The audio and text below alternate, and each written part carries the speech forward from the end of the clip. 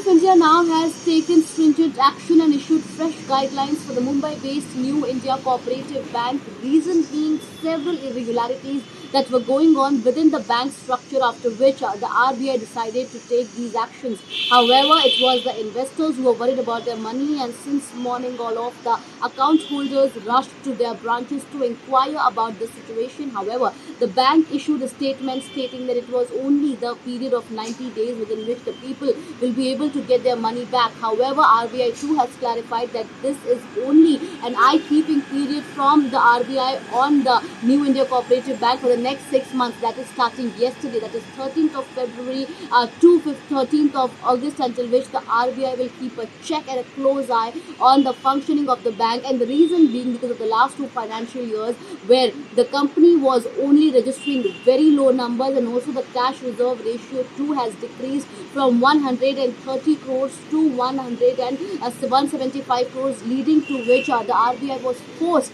to take such actions. And at present it is on one end the investors' money that is at stake. However, the bank has clarified that all the actions as well as the necessary steps will be taken to ensure that people's money is not lost. And at this point it was the account holders who were at every branch shattered, questioning, inquiring about their money and the situation.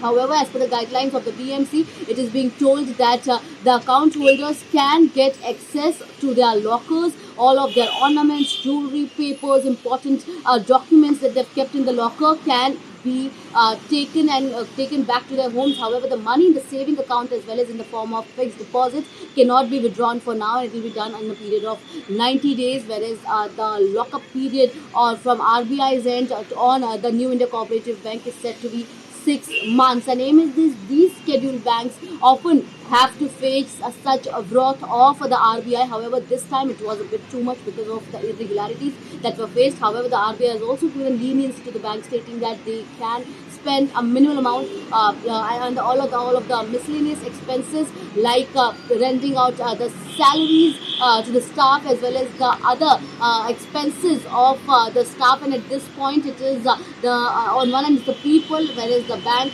completely assuring that everything is going good so far. However, what remains to be seen is after a period of 6 months, how does it go? Is the bank successful at registering itself and not losing its registration? However, the Reserve Bank of India too has clarified that the bank has not been deregistered. It is still a scheduled bank. It is just that there have been restrictions made, there have been guidelines issued, and viewers as well as account holders don't have to be worried about their money, about their investment with this bank, that is the New India Cooperative Bank.